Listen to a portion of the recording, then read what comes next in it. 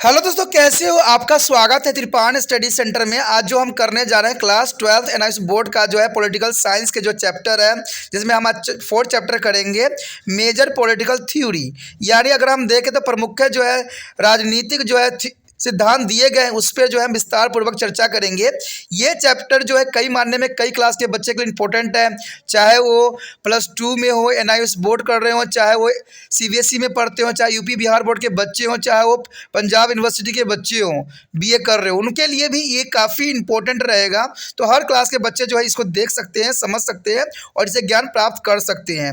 लेकिन आपको पता है कि चैप्टर स्टार्ट करने से पहले एक बात जो मैं हमेशा कहता हूँ, जिसको आपको सोचना भी चाहिए, विचार भी करना चाहिए और अमल भी करना चाहिए, वो ये है कि जब भी वीडियो देखिए पूरा देखिए, क्योंकि अधूरा जानकारी सदैव खतरनाक होता है। साथ में एक इंपॉर्टेंट बात ये भी रहता है, अगर आप पहली बार वीडियो देख रहे हो तो लाइक शेयर सब्सक्राइब करना मत भूलना, क्योंकि दोस्तों लाइक कीजिएगा तो बनाने वाले का मनोबल बढ़ता है, सब्सक्राइब कीजिएगा तो इससे ये होता है कि जब भी मैं कोई वीडियो डालूंगा उसका नोटिफिकेशन आपको समय रहते मिल जाएगा। और देखिए शेयर का मतलब ये होता है कि आपके थ्रू ना जाने किन बच्चों को हेल्प मिल जाए, ये आप भी नहीं जानोगे, इसलिए जो है आप शेयर जरूर करो, ठीक है। व्हाट्सएप स्टेटस पे भी लगाओ। दोस्तों एनएसएस सेंटर जो है कई मानने में बहुत से बच्चों के लिए हेल्पफुल है, चाहे वो 8th क्लास हो, 9th 10th 11th 12th हो, चाहे वो एनआईएस बोर्ड के बच्चे हों, ठीक है, चाहे बीए एमए के बच्चे हो, सभी क्लासों के लिए कुछ ना कुछ जो है त्रिपान सेंटर में उपलब्ध है। तो इसलिए आपके लिए ज़रूरी है कि आप सब्सक्राइब करके इसको चैनल को जो है सेव कर लो, नहीं तो बाद में अगर रिसर्च करोगे तो शायद आपको ये चैनल प्राप्त ना हो।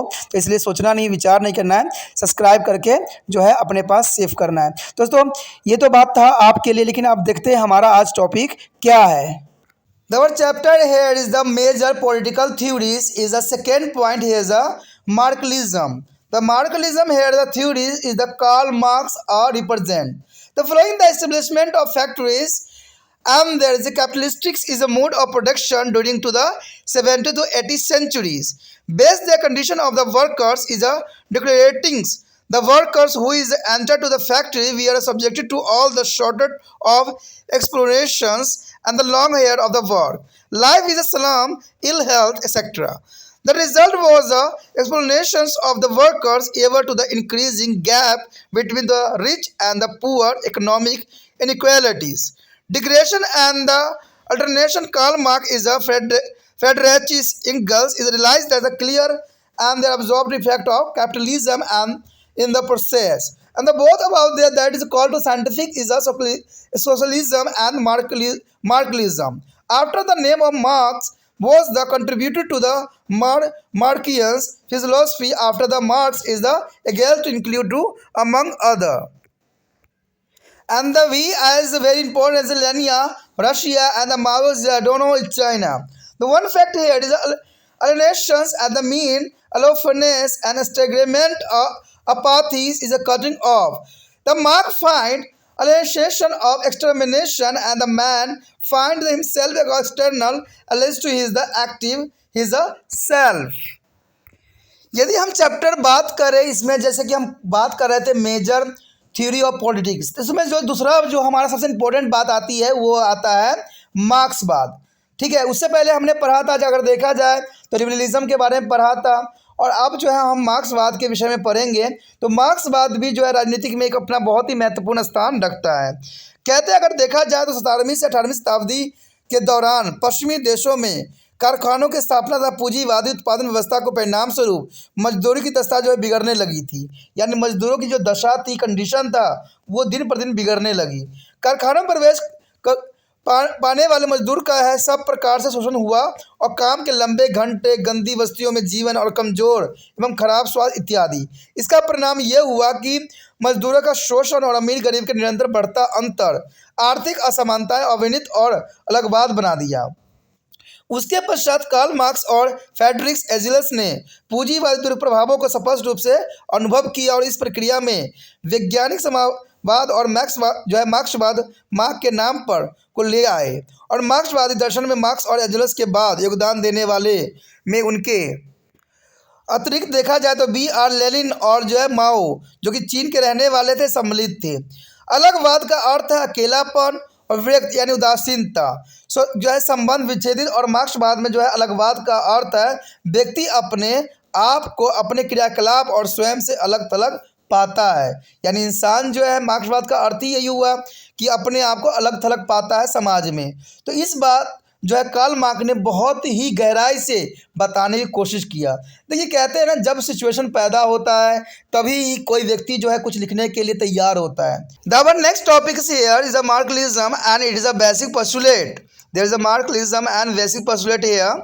The Marxism is a political philosophy of their works as class of liberalism is a political philosopher. It is a capitalism as class. It is a theory of the social change. Why social change take place and how do this change come into the effect?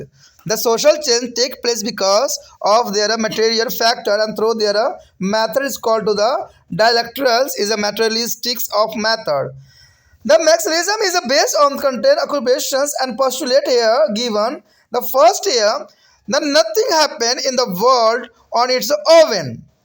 Nothing happened in the world on its own. There is a way of causes and effect to the relationship in what we see around. The relations of the production and material relations among the people as the basis of society provide the causal will their productivity force and constitute the effect. The real of development is a way to the material development is economical development. The progressive development of productivity force indicate the progressive level of development. The next year, the materials economics fact is the dominant factor is both individual life and social life. And next, the human beings are born at the particular stage of social material development. Is a born is a social setting and which is the exit of the dependent of him, but began on active beings the human beings are making his own social setting. The Marx had said human beings are born in a history, but they make a history. There is a thought of Marx, Karl Marx. And social class is the next year. The social class especially is the opposing to classes through their stage and flowing process of revolution move in the forward direction. That is why the Marxist is said that every sequent society is better than to the preceding society. And the next year, 6 point, the revolutions mean total and wholesome change. They are not to be negative force, but are what Marx had called their locomotive of history. When the launch and successfully is revolution take a society to the higher stage of development. The next point here, the stage began to the result of class society is a class institution. It is a neither is imperial is a nor a just. It is a class institutions. It is a protection and progressive and exploitative institutions. It is exist to be serve the dominant class which it is the instrument in the capitalist society. The capitalist state protect and promote the interest of the capitalist will. There is a socialist society. It is a protect and promote the interest of the working class. By the time of socialist society become a fully communist city, there is a state would be by them have a withdrawn away. There is the most important factor here as a withdrawings is a way of the state is according to the Marxists the mean to this appearance of the state. Slowly and gradually the state apparature should go to the whole way. But the Marxism is a advocate is a communism as the highest form of the society where a man would work as they wish and would be get that is want from each according to his ability to each according to his need. There is the most important Marxism is here advocate their form each according to his ability to each according to the need. हमारा जो यहाँ पर अगला point आया है सिद्धांतों के regarding जो है मार्क्सवाद और इसके मूल सिद्धांत क्या है। तो इसके सिद्धांत जानना अत्यंत महत्वपूर्ण है कि मार्क्सवाद और इसके मूल सिद्धांत क्या थे। कहते हैं मार्क्सवाद मजदूर वर्ग का एक राजनीतिक दर्शन थे, जैसे उदारवादी पूंजीवादी वर्ग का राजनीतिक दर्शन होता है, और यह सामाजिक परिवर्तन का एक सिद्धांत के रूप में भी देखा जा सकता है।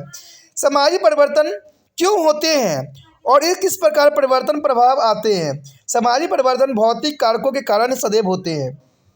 ये तो आपको भी पता होगा कि जैसे जैसे भौतिक कारण बनती है वैसे वैसे समाज का जो है परिवर्तन होना एक स्वाभाविक बात बन जाती है। और ऐसे तरीक़ों से भी होता है जिसके धनात्मक भौतिकवाद कहते हैं, यानी द्वंद्वात्मक, यानी एक संघर्ष भी इसमें बना रहता है। मार्क्सवाद की मूल्य अवधारणा इस प्रकार यहाँ पर दिया गया है जिसको आपको जानना अत्यंत महत्वपूर्ण है। पहला तो धारणा यही थी, सिद्धांत यही थी कि दुनिया में कुछ भी अपने आप नहीं घटित होता है। ये मार्क्सवादी सिद्धांत के जो है पहला पहलू था। हम अपने चारों ओर जो भी कुछ देखते हैं उसमें कारण और प्रभाव का संबंध सदैव जुड़ा हुआ होता है। कहते हैं उत्पादन के संबंध में लोगों के बीच भौतिक संबंध जरूर होता है और समाज के आधार के रूप में कारण प्रदान करते हैं, जबकि उत्पादन की ताकतें जो है प्रभाव का निर्माण सदैव करती ही रहती है। उसके पश्चात है वास्तविक विकास सदैव भौतिक विकास ही होता है। यानी वास्तविक विकास अगर किसी में हो रहा है तो इसका अर्थ यही हुआ कि वो भौतिक विकास के रूप में आप देख सकते हो, अर्थात उसका आर्थिक विकास हुआ है। उत्पादक ताकतों का गतिशीलता विकास विकास की गतिशीलता स्तर की ओर संकेत सदैव करती ही रहती है। कहते हैं भौतिक हो चाहे आर्थिक घटक, व्यक्तिगत जीवन और सामाजिक जीवन दोनों में ही एक प्रमुख घटक के रूप में देखा जा सकता है। मनुष्य सामाजिक भौतिक विकास की विशेष अवस्था में पैदा होता है, अर्थात एक जैसी सामाजिक स्थिति में जो उसके स्वतंत्र अस्तित्व में होते हैं, परंतु सक्रिय होने के कारण मनुष्य अपनी सामाजिक स्थिति स्वयं निर्मित करता है। मार्क्स ने कहा था कि मनुष्य जो है इतिहास में पैदा होता है परंतु वह इतिहास बनता है, यानी इतिहास में ही पैदा होता है परंतु वो इतिहास ही बनाता है। तो इसमें कोई दो राय नहीं, मार्क्सवाद ने साफ शब्दों में इस बात को जो है जाहिर करने की कोशिश किया था। हमारा अगला पॉइंट जो है सामाजिक वर्ग विशेष रूप से विरोधी वर्ग अपने संघर्ष के माध्यम से तथा क्रांति की प्रक्रिया का अनुसरण करके आगे की ओर बढ़ते हैं। इसी कारण मार्क्सवादी कहते हैं कि प्रत्येक आने वाला समाज पिछले समाज से बेहतर होता है। तो इसमें कोई दो राय नहीं। अगर आप देखते भी होंगे कि जो बच्चा पहले जन्म लेता है उसका और जो आगे जन्म लेता है उसका, उसमें बहुत ही अंतर आपको देखने को मिलेगा।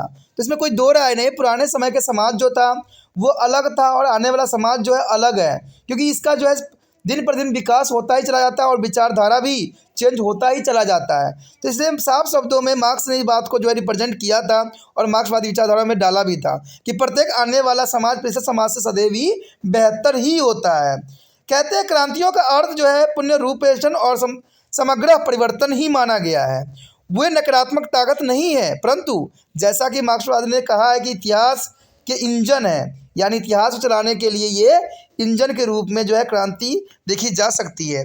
जब क्रांति किया जाए और सफल हो जाए तो क्रांति समाज के विकास के उच्च अवस्था में ले जाता है। जैसे आपने फ्रांस की क्रांति भी पढ़ा था, उसमें क्रांति हुई और क्रांति होने के कारण सभी देशों में जो है इस भावना को उत्पन्न किया और भारत में भी उसी प्रकार की क्रांति को देखने को आपको मिला होगा। कहते हैं अगला पॉइंट अगर हम देखें तो इसमें साफ शब्दों में यही लिखा हुआ है वर्ग समाज का परिणाम होने के कारण राज्य एक वर्ग संस्था है, यानी वर्ग समाज। आपको पता है कि हमारे भारत में भी जो है वर्ग में बटे हुए हैं, वर्ग में समाज बटे हुए हैं, इसलिए राज्य एक वर्ग संस्था है। यह न तो निष्पक्ष है और न ही न्यायपूर्ण है। एक कहते हैं वर्ग संस्था है, यह पक्षपात पुण्य दमनकारी और शोषणकारी संस्था भी हो सकती है। यह जो है प्रभुत्वशाली वर्ग की सेवा के लिए अस्तित्व में है और उस वर्ग का यह हथियार भी है। पूंजीवाद समाज में पूंजीवादी राज्य पूंजीवादियों के हितों की रक्षा और उन्हें प्रोत्साहित करते हैं, जबकि समाजवादी समाज में यह जो है कामगार समाज के हितों की रक्षा उनका एवं प्रोत्साहन भी करता है। समय के साथ जब समाजवादी समाज पूरी तरह से साम्यवादी हो जाएगी तब राज्य स्वयं ही लुप्त हो जाएगा। तो इसमें जो है साफ शब्दों में मार्क्स ने बात बताई भी थी कि यदि समय के साथ जब समाजवादी समाज पूरी तरह से जो है साम्यवादी हो जाएगी तब राज्य जो है अपने आप ही लुप्त हो जाएगा। इन्होंने इसका एक फैक्ट भी था कि मार्क्सवादियों के अनुसार राज्य के स्वयं विलुप्त हो जाने का अर्थ है राज्य का गायब हो जाना, अर्थात धीरे धीरे और क्रमश राज्य का ढांचा पूर्ण रूप से समाप्त भी हो जाएगा। जैसे अगर आप देखो आज के समय में तो कहते हैं अगर समाज में हम देखते हैं तो आज जो है धर्म जो है धीरे धीरे नष्ट होता चला जा रहा है और इंटरकास्ट मैरिज को भी प्रोत्साहन मिल रहा है। पहले के समय में लोग अपने ही समाज में अपनी जाति से मैरिज करते थे, लेकिन आज के समय में धीरे धीरे लुप्त होता चला जा रहा है। कहते हैं शहर में तो ये कई मायने में लुप्त भी हो चुका है और गाँव में भी लुप्त होने के कगार पे आ चुका है। तो इसमें कोई दो राय नहीं, जैसे जैसे समय बदलता जाएगा वैसे वैसे जो है ये जो है लुप्त भी होता ही रहेगा, चाहे वो राज्य हो, चाहे वो जाति हो, चाहे समाज हो। इस प्रकार मार्क्सवादी जो है साम्यवाद समाज के उच्चतम रूप की वकालत भी करते हैं, यानी उच्चतम रूप की वकालत करना मार्क्सवादी सिद्धांत के अंतर्गत ही आता है, जहाँ मनुष्य अपनी इच्छा को से काम करेगा और अपनी आवश्यकता से ही प्राप्त करेगा, अर्थात प्रत्येक को उसकी योग्यता के अनुसार और प्रत्येक को उसकी आवश्यकता के अनुसार ही प्राप्त किया जा सकता है। तो मार्क्सवाद में साफ विचार था कि प्रत्येक को उसकी योग्यता के अनुसार और प्रत्येक को उसकी आवश्यकता के अनुसार ही प्राप्त किया जा सकता है। तो next topic is highlights of Marxism. The Marxism revolves around to the following theoretically propositions. The first here, dialectic is a materialism. It is a sum total of the general principles which is explained as to why and how social change take place. There is a most important things here. The social change take place because of their material factors and through the dialectical materialistic method. The dialectical materialistic method is a triple method. According to the Marx, here the first relation of production. The relation of production here constitutes the base of society at any given point of time and what are called to the social as the relations among to the people for their Marxist. The relation of the production. And the next here, productivity force. The productivity force here constitute those elements which the originate from to the relation of the production, but which throw the opposite to the later. Is a promise as a more production through the never method and device. In every simple word, the Marxian theories state that all the development take place through their stage between two opposite because of the factor which are economics. The factor here is the new mode of production is the result of stage between to the relation and production and productivity force at the mature stage of their development. The new mode of production has the merit of both the relation and productions and productivity is a force, hence a higher stage of economical development. The next here, historical materialism. The historical materialism is also called to the economical materialistics as a dramatic interpretation of history. The Marxians' explanation of history is that it is the record of the self-development of productivity force that society keep marching on the path of economics material development, that each stage of development indicated their level of development attained. That history is the history of the numerous is a social economical formations. Empowerment is a communist slave, Owings is a feudal, is a capitalist, and thereafter the traditionally he is the socialist.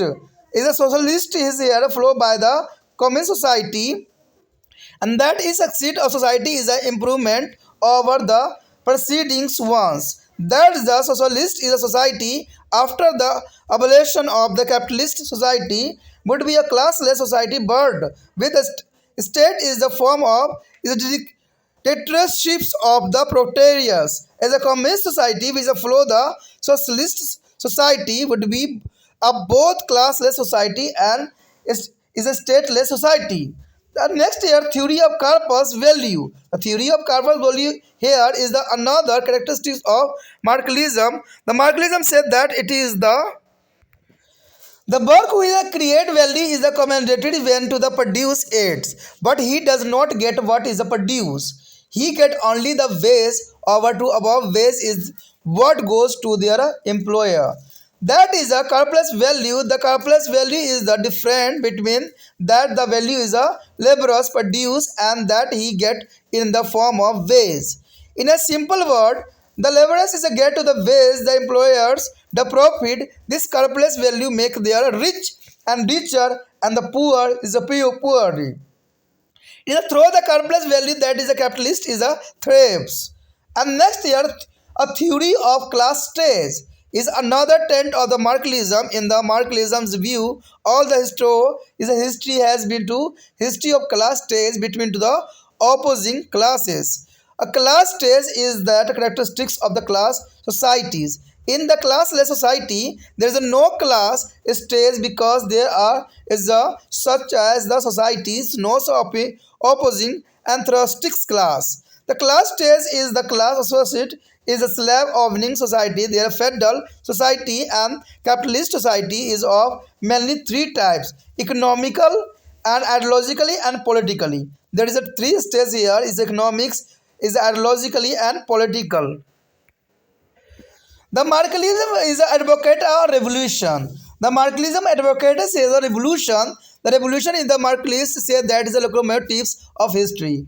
The revolution occur when to the relation of the production come into the conflict with the productivity force and leading thus there is a new mode of production. They are willing to about their complete transformation of society without as a violence is a if possible and with it is a necessaries. The revolution indicates the change. The Volsums is a change, and change is the very character of the given society. They signify the coming up to a higher stage of social development. Accordingly, there is a Marxist is a regard a revolution as a positive phenomenon. There is the most important here. The next here are dictatorships of the proletariat. There's a proletariat is a mean that rule of a working class. It is a state of their workers is the socialist society which is following the capitalist is a society. It is a dictatorships of their worker in the socialist society is the sense there is the dictatorships of the capitalist in their capitalist society and their capitalist rules they way and then want and now the workers rule is a socialist society is the way the worker want and nevertheless is a mark make it is a clear that the is a dictatorship of the proletariats is the worker state in the interim of the trans relations agreement which the function is between to the capitalist society and the community society. Once the socialist is a society is a complete established is a workers state will be not be needed. It will be with here a way to disappear slowly, and the Lenins insist that the dictatorships of the pro is a lateral and is a better than to the Bergolosis state. Both equitatively as a quantitatively there is a qualitatively at the look after the interest and welfare of the whole multitudes of workers rather than to handful of capitalists. The socialist society that's the follow the capitalist society after the abolitions and classless society. It is a classless society is the sense that all are worker and various works their work in the office, in the factory, on the field. Each get a job according to one's is ability from each according to your ability to each according to the work. The communist society which is the flow thus socialist society will be both the classless society and stateless society. हम जो आगे हैं आज मार्क्सवाद की विशेषताओं के ऊपर देखिए मार्क्सवादी की कुछ विशेषता थी जिसको जानना अत्यंत महत्वपूर्ण रहेगा। मार्क्सवादी के अगर सिद्धांतों की तो हमने चर्चा कर लिया लेकिन इसके साथ भी विशेषता का चर्चा करना ठीक है बहुत ही इंपॉर्टेंट रहेगा। मार्क्सवादी निम्नलिखित जो है सैद्धांतिक विचारों के इर्द गिर्द ही घूमता था। कहते हैं द्वैतात्मक भौतिकवाद उन सब सामान्य सिद्धांतों कुल योग है जो स्पष्ट करते हैं कि समाज परिवर्तन क्यों और कैसे होते हैं। यानी मार्क्सवाद ने साफ शब्दों में इस बात को जो है खोज लिया था कि सामाजिक परिवर्तन क्यों और कैसे होते हैं और सामाजिक परिवर्तन भौतिक घटकों के कारण और तदात्मक भौतिकवादी प्रक्रिया के माध्यम से ही होते हैं। तदात्मक भौतिकवाद प्रक्रिया जो है त्रिस्तरीय प्रक्रिया से जुड़ी हुई होती है। यानी उन्होंने ये बात साफ शब्दों में ढूंढ लिया कि सामाजिक परिवर्तन भौतिक घटकों के कारण अध्यात्मक भौतिकवाद प्रक्रिया के माध्यम से होती है। यानी जो भौतिक चीज़ें होती है इसकी वजह से जो होता है समाज का जो है परिवर्तन होता है और एक द्वंद्वात्मक यानी आपस में संघर्ष की वजह से भी ये देखने को मिला है। और इसी के आधार पर उन्होंने जो है इसको 3 स्तरीय प्रक्रिया बताया है जिसके पहला तो है उत्पादन के संबंध। कहते हैं किसी भी समय पर समाज का आधार होता है यानी किसी भी समय पर जो है समाज का आधार ही होता है उत्पादन के संबंध जिन्हें लोगों के बीच जो है सामाजिक संबंध कहा जाता है। मार्क्सवादियों के लिए ये उत्पादन के संबंध थे जो कि बहुत विशेष थे।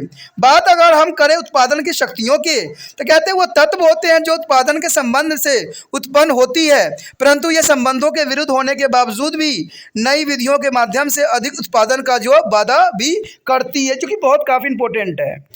यदि इन सब बातों को अगर हम सरल शब्दों में समझने की कोशिश करते हैं तो ये साफ हो जाता है कि मार्क्सवादी सिद्धांत कहता है कि सारा विकास विरोधियों के बीच संघर्ष के कारण ही होता है और उन कारणों से ही होता है आर्थिक। यानी आप कह सकते हो कि मार्क्सवादी विचारधारा में यही बात कहा गया है कि सारा जो है विकास विरोधियों के बीच संघर्ष के कारण ही होना संभव बताया गया है। अगर एक फैक्ट की हम अगर बात करें जिसमें उत्पादन की नई नीतियां यानी पद्धति उत्पादन के संबंध उनमें विकास की प्रव्यक्त अवस्था में उत्पादक की शक्तियों के बीच संघर्ष का ही परिणाम माना गया है। उत्पादन की नई पद्धतियों में उत्पादन के संबंधों और जो है उत्पादक ताकतों दोनों के गुण हैं, इसलिए आर्थिक विकास की यह उच्चतर अवस्था माना जा सकता है। अगर हम बात यहाँ पर करें तीसरी तत्व को जो कि ऐतिहासिक जो है भौतिकवाद के रूप में है, तो कहते हैं इतिहास की आर्थिक और भौतिकवादी निदानवादी और व्याख्या भी करते हैं। इतिहास में मार्क्सवादी व्याख्या यह है कि यह इतिहास उत्पादन की शक्तियों के आत्म विकास का एक रिकॉर्ड है कि समाज आर्थिक भौतिक विकास के पक्ष पर चलता है सदैव। विकास की प्रत्येक अवस्था जो है प्रायः किए गए विकास के सदर का संकेत ही देती है और इतिहास अनेक सामाजिक आर्थिक संरचनाओं का इतिहास भी माना जाता है। आरंभिक साम्यवादी दास रखने वाले सामंतवादी पूंजीवादी और उसके बाद संक्रमित समाज जिसके बाद साम्यवादी समाज जो कि प्रत्येक उत्तरोत्तर समाज अपने पिछले समाज से बेहतर ही होती है, इसमें साफ शब्दों में जो है बताया गया था।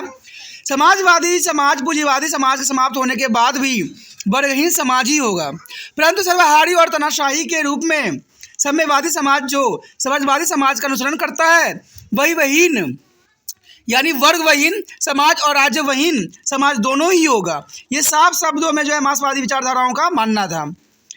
कहते हैं अतिरिक्त मूल्य सिद्धांत भी मार्क्सवादी का ही विशेषताओं में से अन्य है। इसके अनुसार मार्क्सवादी कहता है कि मजदूर जो है कामगार वस्तुओं को उत्पादित करते समय उनमें मूल्य निर्मित करता है, लेकिन उसे वह नहीं मिलता है जिसका वह उत्पादन करता है। उसे केवल वेतन मिलता है और वेतन उसे ऊपर जो कुछ होता है वह मालिक ले जाता है। यह अतिरिक्त मूल्य है।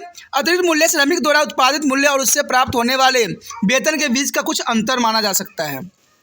सरल शब्दों में मजदूर को वेतन प्राप्त होता है और मालिक को लाभ। यह अतिरिक्त मूल्य धनी और धनी के जो निर्धन और निर्धन को निर्धनता बनाता है। अतिरिक्त मूल्य के दम पर ही पूंजीवादी पनपते हैं। यानी इसमें मार्क्सवादी ने साफ शब्दों में ये बात बोला था कि मजदूर जो है मजदूरी करता है, सामानों का उत्पादन करता है, लेकिन सामान को उत्पादन करने में कहते हैं कि जो मजदूर होता है उसको कम वेतन मिलता है और उसके रिगार्डिंग मालिक को जो है सारे लाभ जो है मालिक को जाता है। इसका मतलब कहा जाए तो धनी जो है धनी होते चला जा रहा है और गरीब जो है गरीब होता चला जा रहा है। तो आज के बात देखें तो कहते हैं अतिरिक्त मूल्य के दम पर ही पूंजीपति जो है काफ़ी पनप रहे हैं और काफ़ी प्रफुल्लित भी हो रहे हैं। उसके पश्चात हमारे समक्ष आता है वर्ग संघर्ष का सिद्धांत। देखिए वर्ग संघर्ष का सिद्धांत जो है मार्क्सवादी का ही एक देन है। कहते हैं मार्क्सवादी का एक अन्य सिद्धांत के अंतर्गत भी ये आता है। मार्क्सवादी के विचारों में आज का इतिहास विरोधी वर्गों के बीच वर्ग संघर्ष का इतिहास ही रहा है। वर्ग संघर्ष जो है वर्ग समाजों की विशेषता है और वर्गहीन समाज में कोई वर्ग संघर्ष नहीं होता है, क्योंकि ऐसे समाजों में कोई विरोध वर्ग नहीं होते हैं। वर्ग समाजों में दास रखने वाले समाज, सामंतवादी समाज, पूंजीवादी समाज में वर्ग संघर्ष मुख्यतः 3 प्रकार के ही होते हैं। देखा जाए तो आर्थिक, सैद्धांतिक, राजनीतिक।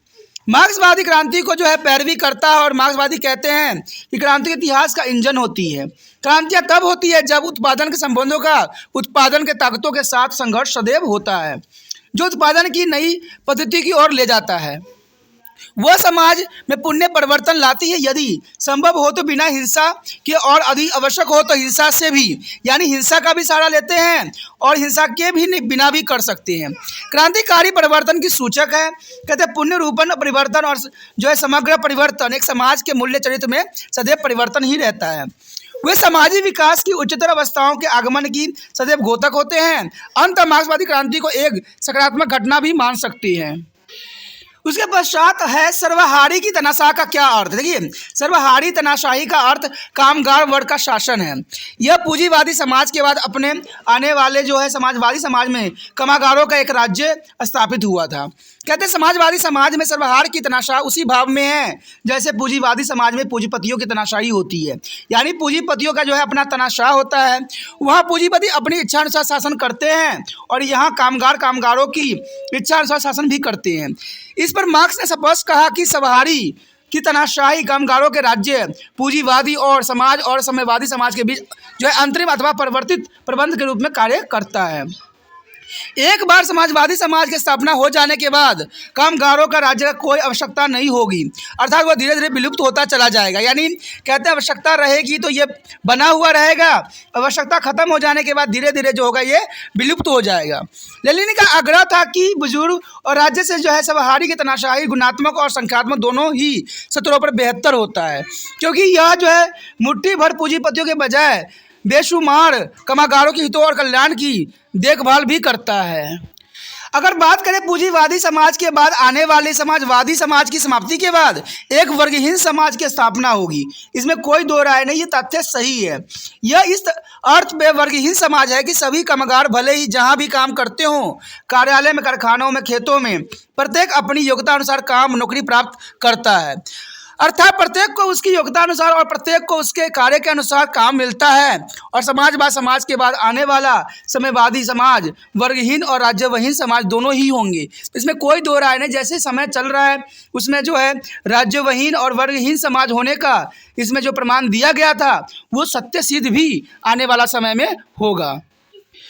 So our next topic is the reliance of the Marxism. The reliance as a Marxism here, the Marxism both are philosophy and also is a practice. Practice has attained to the position of the unparalleled is a social and political thought. It is an appeal to cross all the boundaries and in fact all the limits. It is a adversaries are as a much convinced of its strength as are it is a admire, and let its shortcomings are obvious. Change should not be occur simply because of the clash between the opposing classes, and history is indebted to class cooperation as well, for it is a development.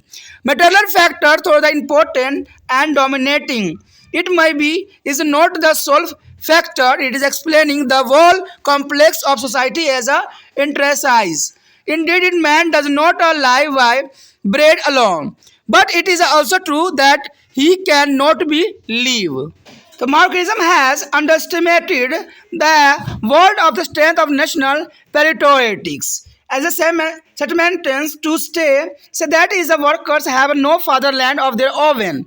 As Marx used to say, is to make them to the parentless. There is a not fatherland, there is a parentless. The Marxism also underestimated the importance of the state. To be said that the state is a class institution and therefore as a oppressive and exploitative ones in the oversimplify things. The Marxian is a formulation, is a practice, has been to the really disappointing. Disappointing here, the Marxist as a practice has a failed. Whatever be other reasons, one chief reason has been it is a centralized of tendency. It is a dictatorships of the proletariat is become to the dictatorships of the Communist Party. There is a party of discordance become ultimately there are dictatorships of the one man. Be that is a sentence or there is a Mao. In the Soviet Union reform, a movement Glasnost, especially United Bera, Milkhai, Gorbachev, is a marker their beginning of the end of the communist movement, not only in their Europe, but almost the world of over. The communist is a Chinese is introduced in numerous is a liberalization as a measuring in it is economics and politics. There is a reliance of the Marxism as the alternative ideology before the world is no more unquestioned. यहाँ पर जो हमारा अगला point आया जो अत्यंत महत्वपूर्ण है, मार्क्सवाद की प्रासंगिकता। कहते हैं मार्क्सवाद की प्रासंगिकता क्या थी? कहते हैं मार्क्सवाद ने एक दर्शन और एक व्यवहार के रूप में जो है सामाजिक और राजनीतिक चिंतन में एक अद्वितीय स्थान प्राप्त किया था। इसका आकर्षण सभी सीमाओं और वास्तव में सभी कर्मियों के पार करता था। इसके विरोध भी इसे उतने ही अस्वस्थ करता है जितने उसके प्रशंसक हैं। फिर भी उसकी कमियां जो है प्रत्यक्ष है। कहते हैं परिवर्तन केवल विरोधी वर्गों के बीच संघर्ष के कारण ही नहीं होते हैं, इतिहास अपने विकास के लिए ही वर्ग सहयोग का ऋणी भी होता है। भौतिक घटक कितने ही महत्वपूर्ण और मुखर हो, परंतु वे समाज की जटिलताओं की व्याख्या करने वाले घटक नहीं हो सकते हैं।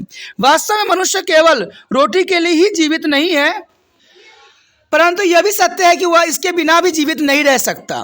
मार्क्सवादी ने राष्ट्रीय भावनाओं और देशभक्ति की जो ताकत और कीमत को कम करके आंका भी है।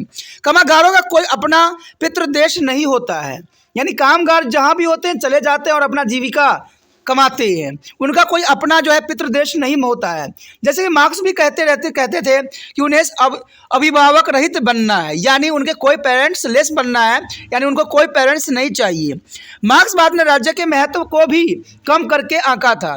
यह कहना है कि राज्य वर्ग संस्था है, इसलिए दमनकारी और जो है शोषण करने वाले, यह कथन इसे अति ही सरल करना है। मार्क्सवादी की अवधारणाओं को वास्तव में निराशा किया है, यानी मार्क्सवादी अवधारणा ने वास्तव में अगर देखा जाए तो काफ़ी हमें निराश भी किया है, क्योंकि इसकी विचारधारा बिल्कुल ही अलग है।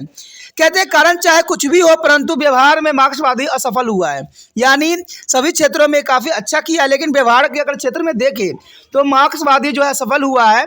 एक मुख्य कारण उसके केंद्रीकरण की प्रवृत्ति है, यानी केंद्रीकरण की जो प्रवृत्ति है जिसके कारण ये व्यवहार के रूप में ये फेल हुआ है। सर्वहारी की तनाशाही साम्यवादी पार्टी की तनाशाही बन जाती है, यानी सर्वहारा जो होता है, सर्वहारा की जो तनाशाह होते हैं वो तनाशाही बना देता है, और पार्टी की तनाशाह अंततः एक व्यक्ति को तनाशाही बना जाता है, चाहे वो स्टालिन हो या फिर माओ। कहते हैं सोवियत संघ में मिखाइल गोर्बाचोव द्वारा प्रारंभ किए गए सुधार आंदोलन ने विशेष रूप से ग्लास्नोस्ट न केवल यूरोप में अतुल लगभग पूरे विश्व में साम्यवादी आंदोलन के अंत का आरंभ भी कर दिया। साम्यवादी चीन ने अपनी अर्थव्यवस्था और शासन व्यवस्था में अनेक उदारवादी कदम उठाए और एक वैज्ञानिक विचारधारा के रूप में विश्व के सामने जो है मार्क्सवादी का जो है प्रासंगिकता अब प्रश्न से अछूता नहीं रह सकता। दोस्तों ये बहुत काफ़ी इंपॉर्टेंट था मार्क्सवादी सिद्धांत। अब जो हमारा अगला टॉपिक होगा वो होगा गांधीवाद, तो उसको देखना मत भूलना। गांधीवाद बहुत इंपॉर्टेंट है, ठीक है। अगर आपको देखना है तो मेरे साथ जुड़ना भी पड़ेगा, और जुड़ने के लिए आपको सब्सक्राइब का बटन भी दबाना पड़ेगा। अगर सब्सक्राइब का बटन नहीं दबाओगे तो अगले वीडियो का नोटिफिकेशन भी आपको प्राप्त नहीं हो पाएगा।